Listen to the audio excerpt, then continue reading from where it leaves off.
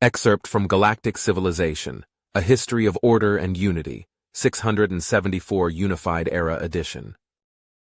For over 6 centuries, the Galactic Council has served as a bulwark of peace and law amongst the stars.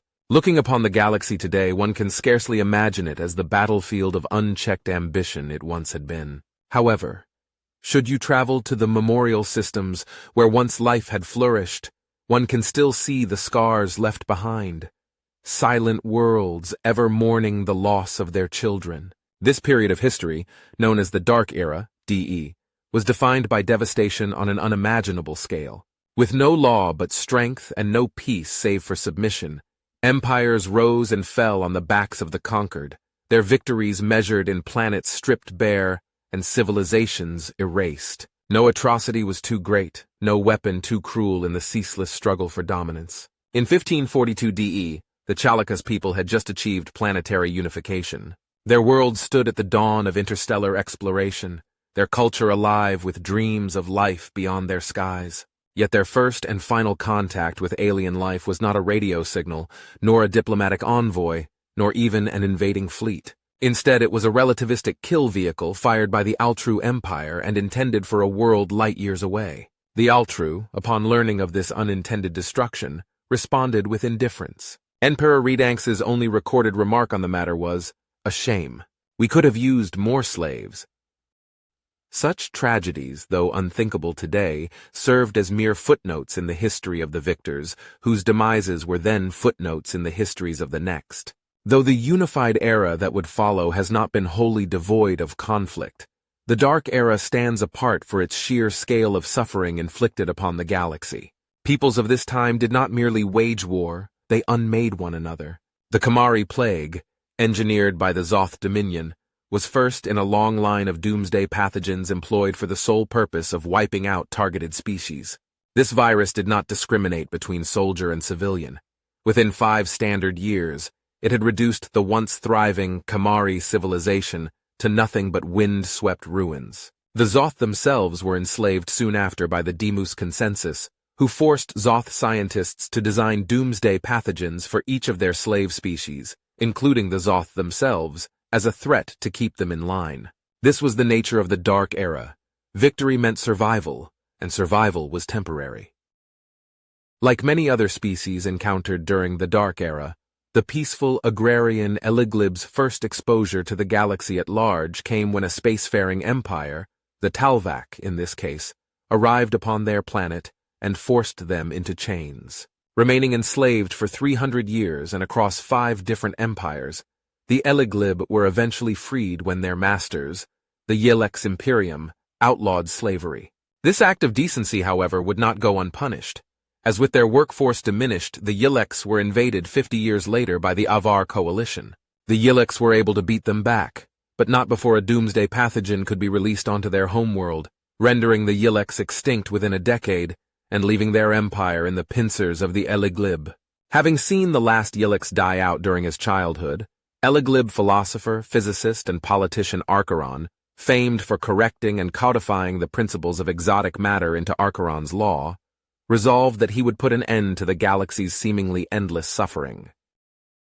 Though the Council's formation is sometimes presented as an inevitable conclusion to the chaos that preceded it, this could hardly be further from the truth. The Korsic, first to propose a formal galactic alliance, struggled to convince another species that despite all evidence to the contrary, peace was possible. It wasn't until Archeron assumed his role of ElevenLabs governor and met with Hylid, the Korsic Great Commissioner, that other species began to pay attention. With their empire in the crosshairs of the brutal Valrax Committee, the Rubolians joined the Council for the collective protection it offered. Perhaps the most important event in the Council's early history, however, was when the militaristic Inzar applied to join them. King Dorsat, having lived his whole life beneath the specter of war, made the brave decision to seek something greater for his children and the Inzar people. Alone, the Inzar fleet was one of the greatest in the galaxy. Combined with the ElevenLabs, Rubolian, and Korsic forces, the resulting Council fleet was the largest in the known galaxy by a sizable margin. The year the Inzar joined the Council is regarded officially as 0UE, Unified Era. The Council's initial charter, though simple by modern standards, revolutionized galactic diplomacy. It offered membership to any species willing to abide by its principles. The immediate abolition of slavery, a prohibition on the use of extinction-level weapons, a democratization plan of no more than 50 years, and the recognition of all members as equals. Seeing the prosperity enjoyed by council species, many smaller empires elected to join, further adding to the council's power. Though the council's invitation was extended to all, it was not universally accepted. The Valrax Committee, last of the great slave empires, vowed that they would never bow to a coalition of the weak. Even this cruel remnant of the Dark Era, however, could not outmatch the power of council unity. In 102 UE, with their fleets all but destroyed, the Valrax II joined the council. Their surrender marked the end of the Unification Wars, and with it the dawn of a new galactic order that to this day ensures lasting peace and prosperity. Even so, the road to lasting peace was not without struggle. Revolts, insurrections, and disputes would challenge the Council's authority for centuries to come, but the days of unchecked galactic war are over. Still, however, we must always remain vigilant against those who would bring back the Dark Era. In the words of the great Korsic poet Teuthes, history is many things, sometimes dark, sometimes beautiful. One thing it is not, however, is over. The story of galactic civilization is still being written, and while it is our turn to hold the pen, we can only endeavor to make this chapter a brighter one than the last. Talia, Domestic Human. December 3rd, Earth Year 2103. Thin rays of morning sunlight peeked through cracks in the rooftop shed, prying open my eyes as I sat up and looked around the small area. For a split second I was confused. This wasn't Prosure's manor. I wasn't in my bed. Surveying the scrapes on my palms, however, the events of that night came flooding back to me. "Shit!" I hissed, rapidly scrambling to my feet and flinging open the shed door. Prosure usually woke up around dawn, meaning he almost certainly knew by now that I was missing. Staggering outside and kneeling down by the rooftop's edge beside a can of paint, I looked over the alleyway beneath me for any signs of danger. Silence. Few people were walking around at this time of day, and fewer still elected to traverse the alleyways. Carefully making my way down the first flight of external stairs, I froze in my tracks as the steady rhythm of boots slapping against the pavement echoed from around the corner. Crouching down on a clumsy reflex and pressing my back against the building's side, I peered in the direction of that sound. To my surprise, the figure that emerged from the shadows was human. His light brown skin glinted in the morning sunlight like bronze as he slowly stalked through the alley, his neck craning every which way as though in search of something. "Talia?" he called out in English with a slight southern accent, the mention of my name striking me like a punch to the gut. "You can come out now. I'm part of the resistance. We're here to help you." Immediately upon hearing this, I breathed out a sigh of relief. The sight of another human alone was sufficient to soften my guard, and almost without thinking I opened my mouth to respond. However, the way he moved through the alleyway, like a predator searching for wounded prey, didn't sit right with me. Reaching into my bag and fumbling with the device, I activated its keyboard, keeping my gaze partially locked on the human below as I drafted a message to my benefactor. "Did you send someone to get me?" I typed, mouthing the words as I did so. The moment my message went through, it was met by its recipient with bold letters that seemed to imply a frantic tone. "I did not send anyone. Do not trust them." Meanwhile on the ground, this mysterious human knelt down to survey a toppled trash can that I had knocked over the night before in my desperate search for a hiding place. Taking advantage of his temporarily distracted state, I carefully crept up the stairs back to the rooftop, hoping that he'd soon pass. As the man stood back up and looked to both sides of the alleyway, an Alvacala dressed in an animal control uniform approached him. For a moment, I considered calling out for him to run, but as this Xeno approached the human, she made no move to access any weapon.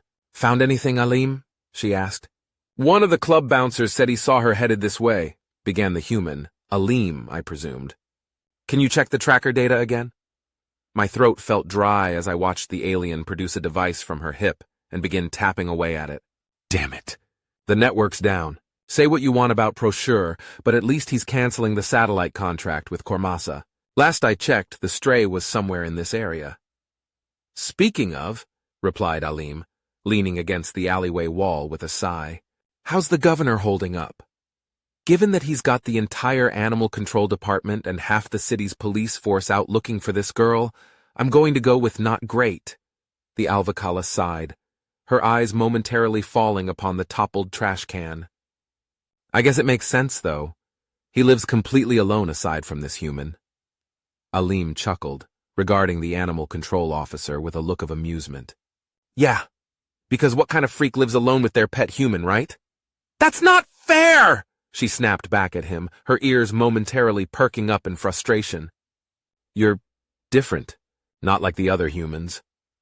Putting together the context, my eyes went wide as I realized what Alim was. Tracking and attack humans were pretty rare in normal police forces, but not entirely uncommon amongst animal control.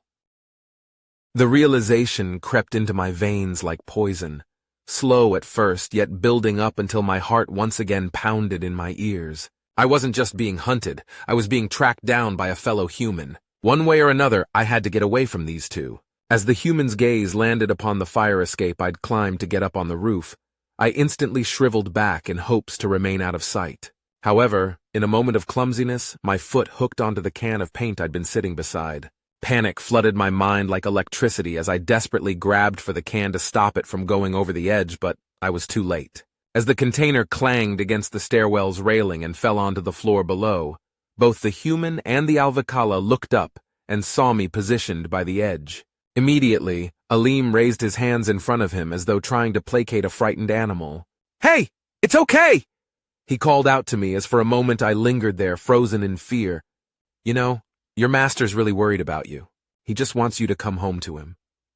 My muscles twitched anxiously, yet still I remained rooted in place, unable to make myself run away. Again that meek voice in my mind spoke up, begging me to surrender. "How about you just stay there and we'll come get you?" "Is that all right, sweetie?" cooed the Alvacala, gesturing for her companion to make his way up to where I was. Alim wasted no time in grabbing onto the fire escape ladder's rungs, climbing up onto the first platform before charging up the first stairwell. Finally, my will to escape overpowered the paralyzing fear, allowing me to stand and, more importantly, run. My muscles ached from the previous night's exertion as I sprinted over to a doorway that presumably led down into the building. Gripping the handle with all my might and yanking it downwards, however, it didn't budge. Locked. Staring down over the sides of this building in search of another fire exit, my hands began to shake with panic as I found nowhere to run. "There's nowhere to go!" shouted the tracking human, taking in a breath as he reached the top of the stairs. "Just calm down and come with us." The sound of blood pumping boomed in my ears as I began to back away from Alim, stopping at the building's edge. "Don't come any closer!" I demanded, my thoughts racing to come up with some way out of this. To my surprise, Alim actually complied, holding his hands up in front of him and remaining rooted in place. "Let's not do anything we can't take back, okay?" he told me, his tone softer than before. "Just let me go," I pleaded with my fellow human, hoping that perhaps I could appeal to his better nature. "Please." "You know I can't do that, kid," replied Alim with a sigh. Behind him, the Alvacala panted as she reached the rooftop to join in on our standoff. "Took you long enough, Pachal!" Immediately, the Xeno raised her gun and aimed the barrel at my center of mass. "Hold still, okay?" To my surprise, Alim actually did something in my favor, immediately snatching the gun from his partner's hands. "Look at where she's standing!" he scolded the Xeno, pointing towards me as though I couldn't hear them. "If we trank her now, she might fall." With the Xeno and her human momentarily caught off guard, I knew that I had to capitalize quickly. First order of business was to get rid of that tranquilizer gun. Taking a deep breath and assuming my meekest tone of voice, I called out to Alim. "I'm scared that you'll dart me. I don't want to go to sleep," I whimpered, calling upon my inner terrified stray. Please throw it away. Toss it off the roof and I'll come with you." For a moment, the human pondered his partner's weapon, clearly thinking over my offer. Then, with a swing of his powerful arm, he flung it over the building's edge. There, no more guns. Happy. Raising my hands in surrender, I slowly crept closer to the pair, counting my steps. 1, 2, 3. Before Alim could lunge forth to retrieve me, I spun on a heel and sprinted full speed toward the building's edge, ignoring his and Zeno's calls for me to stop as I leapt across the gap between this structure and the next. Unfortunately, my running leap wasn't quite enough to clear the gap, and I wound up dangling off its edge instead. With not a second to waste lingering there, I summoned every ounce of strength I could and hoisted myself up onto the adjacent rooftop. Glancing behind me as I sprinted forth, I saw Aleem charging forth to make a similar running leap. Unlike me, however, he had the strength to make it across in one bound. Though not a completely useless stunt, I doubted I'd be able to keep ahead of the tracking human if I tried to hop to the next building. Frantically running toward the building's stairwell and yanking down the handle of its door, relief flooded into me as I discovered it to be more compliant than the last, opening up for me and allowing me to slip inside. Slamming the door shut and locking it just as Aleem began twisting the handle, I leaned against the newly sealed doorway and took a moment to catch my breath. "Don't be stupid, kid!" the human shouted, banging on the metal door. "Just open this door and make this easier on everyone." Slinging my froggy face backpack around and rifling through its side pocket for the gun, I retrieved it and stood back up to keep running. In all likelihood, I thought Aleem would take the fire escape down to try and meet me at the bottom, so I had to be ready. Quickly flying down the stairs flight by flight until reaching the bottom, I took a moment to consider my options. The back door was closer to the fire escape, so in all likelihood Aleem would be waiting there. That being said, it was possible he'd try to trick me by going around front. If I tried waiting him out, though, there was a chance he and his partner could corner me. In the end, every moment I wasted served only to further slim my chances of escaping. Making the wrong choice fast would ultimately be better than not making a choice at all, so in a split-second decision, I decided to go for the front entrance. Ragged breaths escaped from my open mouth as I staggered out onto the crowded sidewalk. Pedestrians passed me by in waves as I charged through them in hopes to disappear amongst the roiling city chaos. Every few seconds I glanced behind myself to see if I was being followed by the animal control officer and her pet, but they were nowhere to be found. Then, I made the mistake of ducking back into an alleyway. As the steady chatter of Xenos going about their days faded away, I turned a corner and froze as I found the Alvicala standing there waiting for me. "We're not going to hurt you," she lied softly, her claws held out in front of her. Immediately, I spun around to run the other way, but instead of finding an open alleyway behind me, I was met with the powerful arms of Aleem grabbing onto mine and forcing me to the ground, sending the gun I held skittering away. "Calm down," he growled, his patience evidently having worn thin. With the Alvicala approaching, no doubt to take away the gun, my options were running low. In an act of desperation, I managed to free my left arm, reaching out and grabbing Prochure's gun before Aleem could again restrain it. With split seconds to act, I aimed the weapon at his Xeno compatriot and pulled down on the trigger. Pain lanced through my wrist as the weapon's kickback sent it flying clean out of my grip with a snap of bone knocked out of place. Immediately the Xeno woman fell over, gripping her calf in pain. "Pechal!"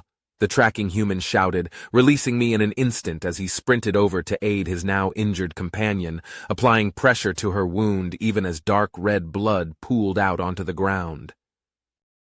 Picking up the gun with my still functional hand, I began to stagger away from the pair, taking one last glance back at them. Part of me felt guilty for what I had just done and hoped that the Alvicala would be okay. Another part of me wanted to prep the gun's hammer and finish the job. Ultimately, though, I didn't have enough time to linger on the scene, and instead I darted around a corner and into the welcoming darkness.